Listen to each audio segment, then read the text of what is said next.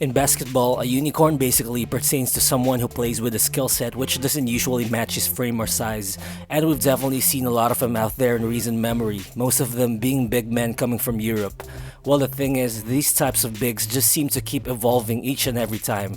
And right now, could it be that we are witnessing the latest evolution of European unicorns in the form of 7-foot Serbian rookie Aleksej Pokusevski of the OKC Thunder, a guy who basically combines a little bit of every skill that his predecessors have.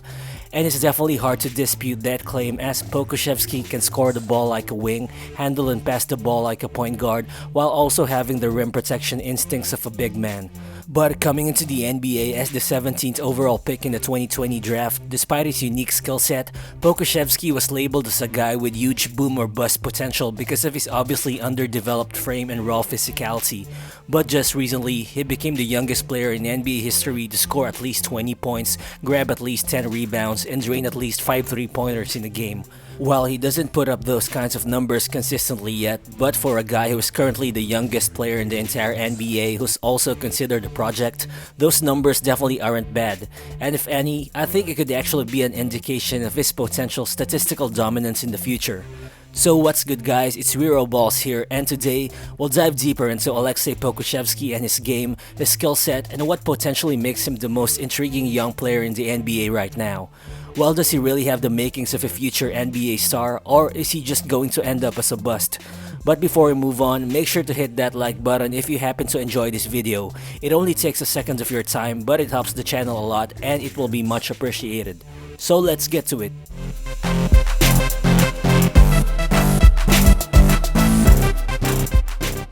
Well, it's not hard to see why a lot of NBA teams weren't willing to take a risk on Pokusevski during the 2020 NBA draft, as while playing for his team in Greece's second-tier basketball league, the then 18-year-old Poku only averaged less than 11 points, less than 8 rebounds, and 3 assists per game on 40% shooting from the field and 32% from 3, which definitely aren't eye-popping numbers for someone who's potentially an elite NBA prospect. And the fact that Pokusevski didn't put out those numbers against real top-tier competition also raised questions about how his unique skill set would possibly translate in the NBA, if it would translate at all. But it's also worth mentioning that prior to being drafted 15th overall in 2013, Giannis Antetokounmpo also played in the same Greek second division league where Poku played, and you can even say that his numbers are even inferior to Pokusevski's, as Giannis only averaged less than 10 points, only 5 rebounds, and 1.4 assists, while only shooting 31% from 3, which is even worse than Poku's shooting average. But of course, you can't really straight up compare those two as young players because obviously even back then, Giannis was always someone who relied on his length, strength, and freakish physical tools to overpower defenders, while Poku on the other hand basically beat guys using his movement and skill. And I think that's what makes him even more of an interesting young player. But still, only time will tell if Poku can develop in the same trajectory that Giannis did. I think comparing them based on their NBA numbers as rookies would be quite useless because obviously they came into the league with different playstyles and they also faced different team scenarios. While currently, Pokusevski's rookie statistics aren't spectacular or anything like that. He's only averaging 4.8 points, 4.5 rebounds, 1.5 assists, and 1 block per game while also just shooting 21% from deep. But honestly, should it even be legal to evaluate a young player based on half a season's worth of statistics? Well, definitely not. And I think a lot of people forget that Pokusevski is literally the youngest player in the NBA right now, and I think what you're rooting for him really is the potential in development. And with his combination of physical tools and unique skill set, I think he's definitely a player with super high upside who could turn out to be a really special player in a few years' time. Well, first of all, for a guy his size, Pokusevski is an impressive dribble and pass package. His ball handling and fluidity combined with his court vision for a 7-footer at his age is unlike anything we've seen in recent memory. Basically, he just has a great feel for the game as a playmaker who also isn't afraid to throw any kind of pass out there on the floor. Well, he's still very far from being a really polished passing big like Nikola Jokic, but his current assist to turnover ratio of 1.5 to 1.4 is actually ridiculous for a 7-footer, which numbers are even much better than those of other big men from his draft class like James Wiseman, Obi Toppin, and Patrick Williams. So right off the bat, you can see that Poku is unlike any young 7-footer because his playstyle suggests that he can become a legitimate primary ball handler, and the numbers point to him being an above average passing big man in the near future. And also, how many 7-footers in the NBA do you actually see taking step-back threes while having the confidence to constantly shoot from deep? Well, the truth is, Pokusevski can shoot from the perimeter in a variety of ways, either coming off screens, in transition, or even from the high post. He's also capable of shooting off movement, which you don't really see from guys his size, and I think that's already a plus for him. Well, currently he's only shooting 21% from 3 for the season, which is really bad. But since coming back from the G League, he has been hitting his outside shots better at 28%, which is definitely a sign of improvement. And looking at it, Poku has a pretty good shooting stroke, but he definitely can still be more mechanically consistent when shooting because sometimes you'll notice that he has a weird habit of dropping his hand to the side during his follow-through. But considering that he's already a fluid shooter and considering that he's still probably adjusting to the NBA space, it's not hard to imagine him being an above average shooter moving forward. But on the other hand, I think Poku still has a long way to go in terms of being a consistent shot creator. While of course, projecting 7-footers to be able to create shots off the dribble like Kevin Durant is actually hard to do because most bigs just don't have the skills to do that. But Poku is different. He already has the tools to become a reliable shot creator. His tight handle combined with his body coordination allows him to go coast to coast, change directions, and hit defenders with crossovers as well. And those abilities allow him to create perimeter shot opportunities for himself, while his length also allows him to dribble his way into the rim.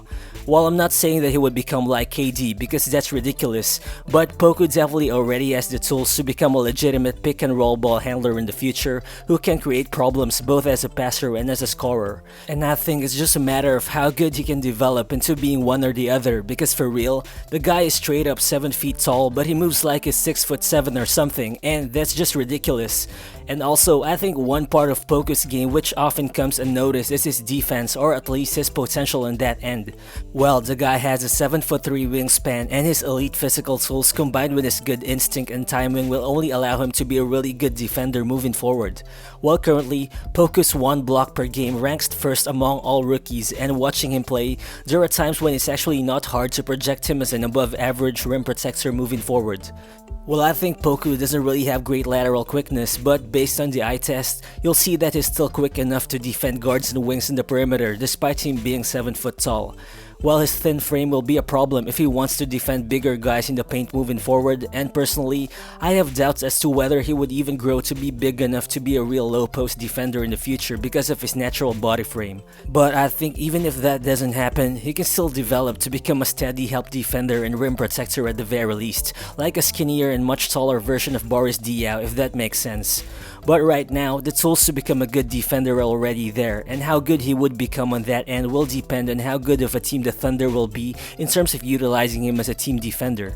And given the long list of things that Poku can do on the floor, I think it's really going to be hard to put out a reliable comparison to him, which I think is a good thing because realistically, the biggest steals in the draft are usually the ones who you just can't classify given how unique they are as players. Well, yeah, has always been compared to Kristaps Porzingis obviously because of how they both kinda share the same frame and skill set coming to the league. Well, no question, Porzingis came into the NBA as a more polished offensive player and shooter who made 33% of his threes as a rookie.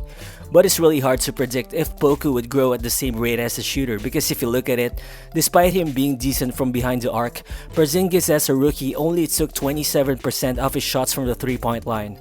But Poku on the other hand is taking a whopping 54% of his shots from behind the arc. And also the thing is, Porzingis was never really a great passer, and up to this day, he has maintained his low assist rate throughout his career, and the highest assist rate that he registered ever was 8.8%, which he did last season. But currently, Poku in his rookie year already has a 10.2 assist percentage, which is quite outstanding for a guy his size and age. So I think it's really hard to find a straight up comparison to Poku as of the moment, considering that there's really not a lot of 7-footers in recent years who took shots and passed the ball the way that he did. But the way I see it, I think his floor could be like a more defensive and a better passing version of Davis Bertans. Well, obviously, Poku is a more mobile version of Bertans if you will, but noticeably, both players can be considered stretch bigs who took a lot of their shots from deep even as rookies. But Bertans' 3-point rate as a rookie also far exceeds that of Poku's. The guy took 73% of his shots from behind the arc in his first year, and he actually developed into an outstanding 40% three-point shooter for his career. And I think for Poku to develop into such a type of player at the very least would already be a solid floor projection for him. And this leads us to the question which has been asked way too many times, which is, does Poku really have huge bust potential? Well, I think the problem is, nowadays, the term bust is being used very loosely. I mean, I think the term is quite subjective. Of course, guys like Darko Milicic, Dragan Bender, and Thon Maker are definitely busts because they were high lottery picks who were actually expected to be great players moving forward. But let's say Pokusevski doesn't turn out to be a superstar, but ends up like a decent player. Can you even call him a bust? I mean, the Thunder took a chance on him at number 17, which is already outside the lottery.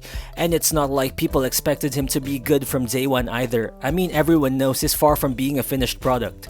And the thing is, I think those mid-first round selections like Poku are usually the ones who make general managers look good. I mean, if it turns out to be a star, then Presti looks like a genius again. But if he ends up like an average player at least, would you even really consider it a big deal that he was drafted as a 17th overall pick? Because I think taking a chance on a 7-foot player with a highly unique skill set is a no-brainer, and especially if you're a team like the Thunder who aren't expected to win anytime soon anyway, I think it's really wise to count on the development of a guy who has the tools to be a great value pick in the long run. Because honestly, how many legit big men in the NBA are as fluid, as mobile, and have higher two-way potential than Pokusevski? Well, I'm pretty sure there's close to none at this point. And for sure, he's the youngest player in the NBA right now, but he also might be the most unique unicorn prospect that the league has had so far. So what do you guys think about Aleksej Pokusevski? Feel free to share your thoughts in the comment section below. And also, do consider subscribing if you're new to the channel. Again, this is Rero Balls, and I'll see you on the next one. Peace.